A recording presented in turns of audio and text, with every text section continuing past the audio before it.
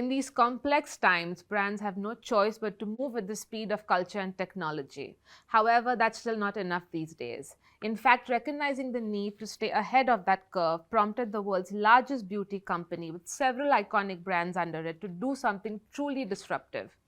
And so a few years ago, L'Oreal decided to go from being a pure beauty company to a beauty tech company, with India playing a pivotal role in that growth journey.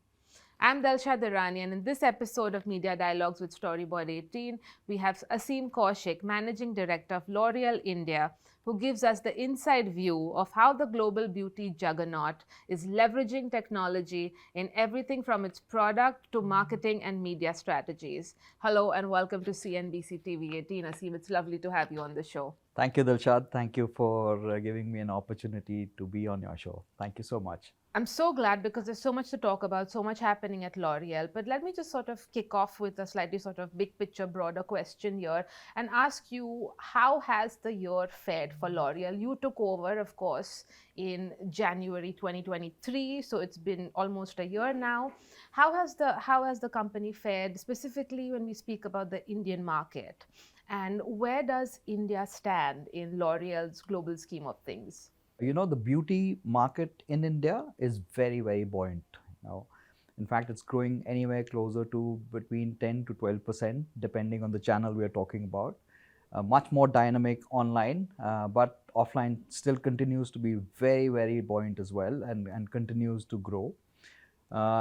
As you know that the online market in India for beauty is about 17% of the total beauty market in India. And it's growing almost at twice the speed of the offline market. And of course, in this very dynamic market, L'Oreal, being a pure beauty company, and that's what we do for a living. Of course, it's not just beauty, but beauty tech company now, more and more. We've been doing extremely well in the last, couple of months, etc., for this entire year. And we're growing twice as fast as the market in almost all the categories which we operate in. And the festive season, of course, how did that fare for you? And wedding season, prime time for companies like L'Oreal, how is it faring for you? The festive season has been a great surprise because the way the market, which was already dynamic, in fact, went off to a great festive start, and fronted by the e-commerce players, the big days, etc., which happened during this time. So the L'Oreal's global management, of course, said that L'Oreal India was at about 500 million euros in 2022 and will reach €1 billion in the foreseeable future. When is that foreseeable future? What are you doing to sort of get to that mark? So clearly, the expectations from a market like India are always very high from the group level because it's a market which is very dynamic, and we expect this market to continue to grow at least a 10% CAGR in the next at least 3 years. And the mandate for L'Oreal in this beauty market is to grow 2 times the market. So if you do the math, hopefully between the next 3 to 5 years, we should be a €1 billion company in India. That's what our objective is. And where are you seeing the growth coming from? Can you tell me a little bit about sort of, where are you seeing, potential that you're unlocking, whether it's markets, consumers? And then let me also ask you, what makes the Indian consumer unique? So first, let's take the question about where you're seeing the next level of growth coming from. So you have to know that.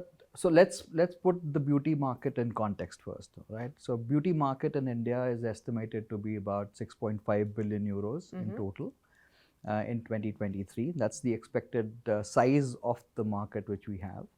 And of course, beauty market in India, and I'm talking only beauty and not beauty and personal care. Right. All right. So beauty market, the biggest category in beauty market is skincare, which is about 30%. And then you followed by hair care, which is about 20%. And then followed by, makeup at 15% and hair oil at about 16-17%. And then it's followed by hair color at about 10%. And then you have smaller categories like fragrances, hygiene, body, etc., which are part of the whole story, right? So this 6.5 million itself, what we expect is going to grow to almost a 9 billion euro in the next 3 years' time by 2026, right? Which means that what is it being led by? It is going to be led by almost all categories being very, very dynamic. Why I say that?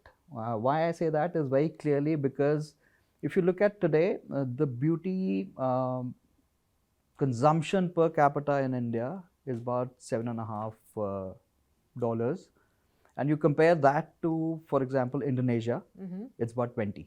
So much headroom. So there is so much for the Indian consumer to firstly get to know, understand what their particular beauty needs are.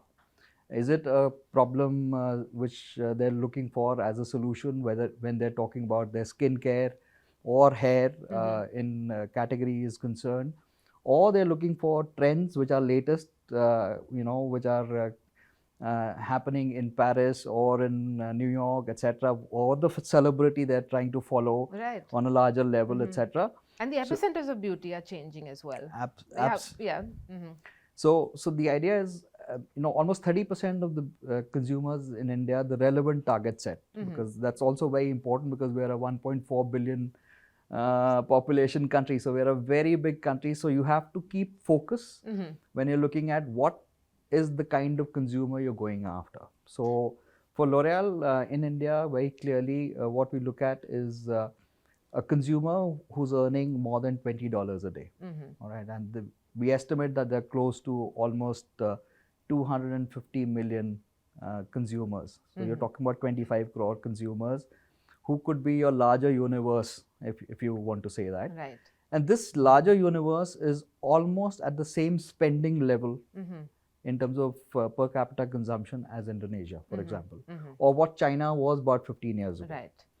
And 70% of the consumption of this market in urban India happens with this 250 million consumers overall. So there is a huge opportunity both from increasing the number of routine or regime at the consumer's end, right, and for them to also upgrade to more innovative, more effective products in the country. So it's going to be both penetration and also valorization, as we call it, right, for the consumers in times to come. And that is why we're very hopeful that this market is going to be continuing to be super dynamic at about 10% CAGR, etc. So we have a huge task. What we call ourselves is that we want to be, very clearly, the strategy is to be the beauty advisor to India. We are also witnessing this immense digital surge in the country right now. And you mentioned, of course, this sort of huge play that L'Oreal made to stay ahead of the curve, essentially, which is moved from a pure play beauty company to a beauty tech play. Tell me a little bit more about that. How is that working out for you? And how is perhaps India setting a sort of benchmark globally for L'Oreal? So the great thing about coming back to India in January for me was to find that today the India consumer is super hyper connected to digital world. They are they are the digital natives who see everything which is happening around the world at the same time as anyone else. And there is the opportunity of e-commerce which pans out in front of us, right? So these were one of the two biggest barriers which probably we faced as a company trying to establish beauty business in India over the last 30 years. Because the consumer we're looking at, about 250 million as we was talking about, was all spread out across a lot of towns, a lot of cities, and even in rural areas, right? You've got affluent consumers everywhere. So the big barrier for us was with our brands, with our kind of innovative products, how do you reach them? How do you talk to them about what we bring to them or could bring to them to solve either their concerns on skin and hair or to bring them the latest trends which was happening. So all this is now is a huge opportunity which has been solved as a barrier because today you've got almost everyone who's connected digitally.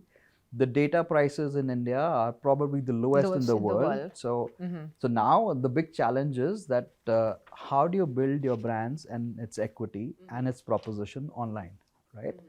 So for us, this is a great opportunity because L'Oreal as a group, it was, and we've been doing beauty for almost the last 100 years. Uh, in 2010, we rechristened ourselves as beauty tech company because we could see, so there is something in L'Oreal which is called sees when it starts. All right, so it's about any trend when it starts is what you have to be part of, and you have to ride it, and you have to actually make it bigger. So you're not playing catch up. You're not exactly. You're not following trends. So in 2010 is when we were looking at requestioning ourselves as beauty tech, and nobody understood why would we call ourselves a beauty tech. Are we kind of expanding into what does it IT? mean, right? What are we going to do? And the fact is that today the big thing in online and the digital world when you're talking to your consumers is to help them to reach a similar experience as what they would have in offline, whether it is about trying products, whether it is about augmented reality, whether it is about virtual reality, whether it is about things like advocacy for that matter, where there is a lot of advice and also trends which are generated which they can follow, etc. So L'Oreal has always been ahead of the curve. We've got most of the places around the world today, the virtual try-ons with e-commerce, where experiencing the product, how will it look on my face or skin, etc., is the big barrier, right? So most of the virtual try-ons now in most of the e-commerce players across the world are powered by L'Oreal ModiFace, right? And if you look at this, and if you look at other services, we call them digital services, for getting to know what kind of skin you have, what are your possible skin concerns, at what level of damage your skin has. All that can happen now virtually. Going back to your point about how you want to be the beauty advisor. Exactly. So now being a beauty advisor in the online world is a big reality for us, because we've invested in tech for a long time now, and we're ready with having a conversation with each of our consumers, because it's also an opportunity where we talk about beauty for all, which is what L'Oreal is supposed to bring to all the consumers across the planet. But in a digital online situation, it can be hyper personalized. It can be about beauty for each. Why would it not be possible? Right. And this is where, when you talk about AI, how does AI help? AI just helps, augments, and really make this profound in terms of the speed at which you can hyper personalize everything. For example, what we have now, and this is what we are trying to do also, not only for India, but also for the SAP-MENA zone, which we have, which is South Asia, Pacific, Middle East, and North Africa.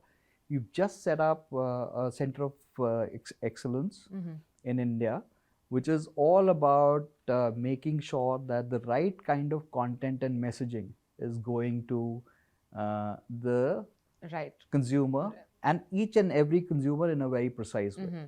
And then there are almost like 150, 200 people sitting there who are just doing this right now, not only for India, because now on a digital front, it's some barriers, right? Absolutely. So we do it for Southeast Asia, we are also doing it for Middle East, and we're also this is all happening at the center of excellence that's in Mumbai. India. Yeah, exactly.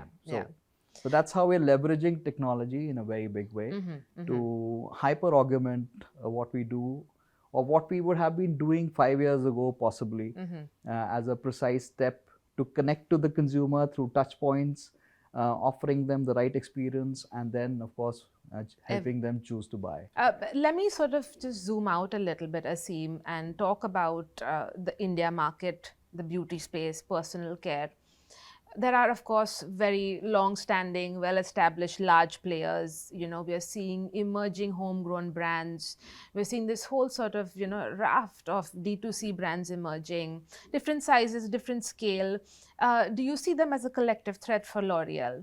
And what are you doing to perhaps are there certain learnings that you've taken from some of these new brands that have emerged? As I had explained to you before, the beauty market still is very nascent, right? So the more people who come in with their brands, with their technology, with their products, etc., will be helping create a lot of buzz around beauty rituals, beauty options which are available in the market.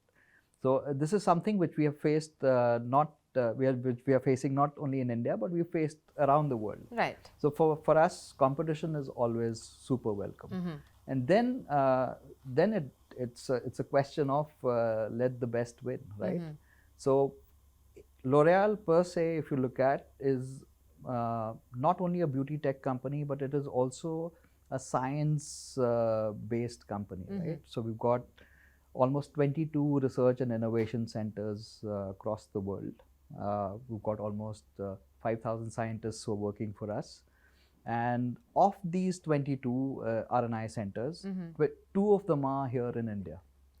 So you can imagine that there is a large amount of investment which the group has done up ahead of the curve in India to understand the Indian consumer, to make sure that we are kind of making innovative products which are very efficacious for these Indian consumers, right?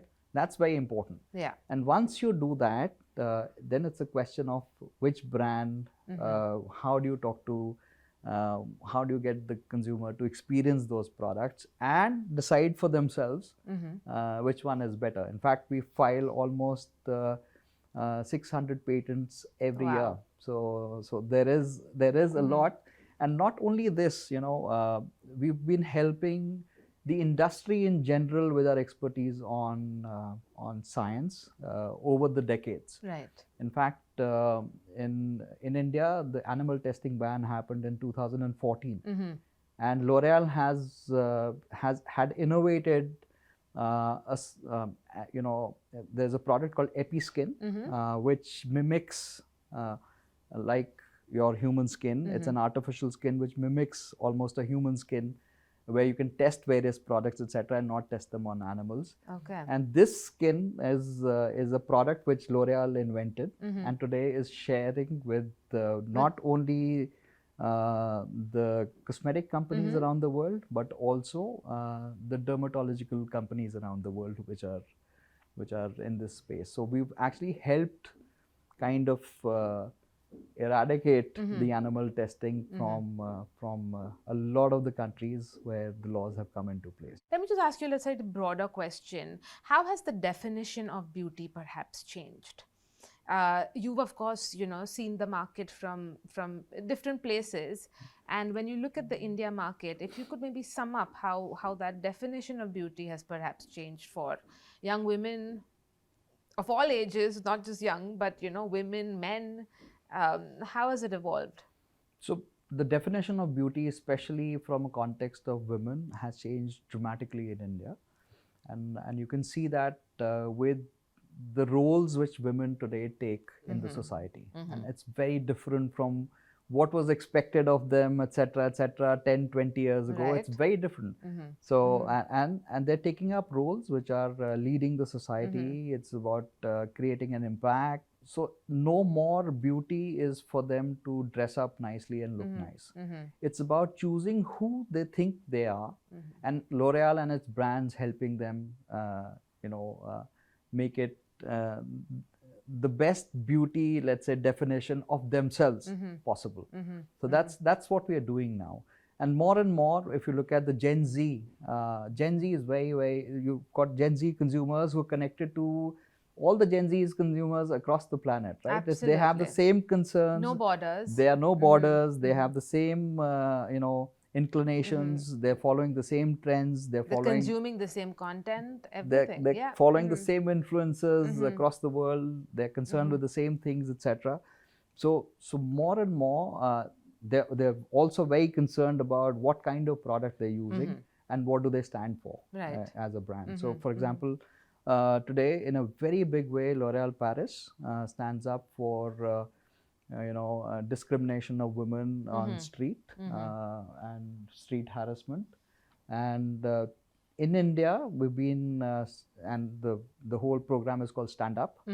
So we've trained almost 600,000 women and men, both, on how to fight against street harassment. And this will be even more amplified in times to come. Mm-hmm. So these are programs, these are purposes which the brands stand for, and this is where the Gen Z consumer is more inclined to, and of course finding their own self of what they define as beauty, and some of the brands and products to help them kind of make it a reality. Let me, Aseem, just ask you, what are sort of the top things that you have your eye on in terms of focus from a business point of view going into the new year? Some areas of improvement for you, and what are the top trends that you have your eye on? So one of the things which we clearly have on our mind right now is on data and analytics. Right? Because when you're operating in a digital world, data and analytics become one of the core parts of driving your business forward. Especially when you have a company like L'Oreal, where we are interacting with a large number of consumers online and digitally, and then we have, of course, these consumers going in and buying our products in both direct e-commerce and indirect e-commerce. Whether it is our D2C sites or through our e-commerce platforms which we operate in, data and analytics becomes more and more profound. And this is where we're looking at, in times to come, structure ourselves for the future. Because how do you then optimize, make sure that when we're talking about beauty for each, becomes a reality, almost real time, when consumers are searching for products or trying to solve their concerns. So this will be something which we are going to work on in the next coming months. So what we are expecting is, firstly, now India has very, very precise data laws in terms of security, etc. Right? So first is to make sure that everything which we do and everyone around us does is within the framework of the strictest level of data security laws, not only in India but across the planet. That's what we are putting into place right now as we speak. The second one is to make sure that more and more the offer, whether it is through content, whether it is through messaging, whether it is through discovery, the touch points become very, very personalized to you. It's a question of hyper personalizing it for you. And so this is where data and analytics becomes a great part, both from a consumer angle and also from running the business internally as well. So now what's the outlook for 2024? Firstly, the outlook for 2024 for beauty is super positive. I'll tell you why. Because what we're looking at is skincare, which is one of the biggest categories in India, to be hyper dynamic in 2024. In fact, we just launched one of our divisions in India called the L'Oreal Dermatological Beauty Division, which works with dermatologists and is sold through pharmacies. Okay. The brand is called CeraVe, and it's the #1 brand in the US. More and more, the dermocosmetic space in India is, if you look at the total beauty market, about 5%. And this is a place which is now going to take off in a very, very big way. The second good news is makeup. Makeup is back, and in fact, and it's very dynamic. And this will continue to lead the overall beauty market for the next year. So very hopeful. Yeah, absolutely. Super positive. On that note, we'll end this conversation. Aseem, it was so lovely catching up with you again. Thank you so much for your time. Thank you, Dilsha. Thank you. Thank you.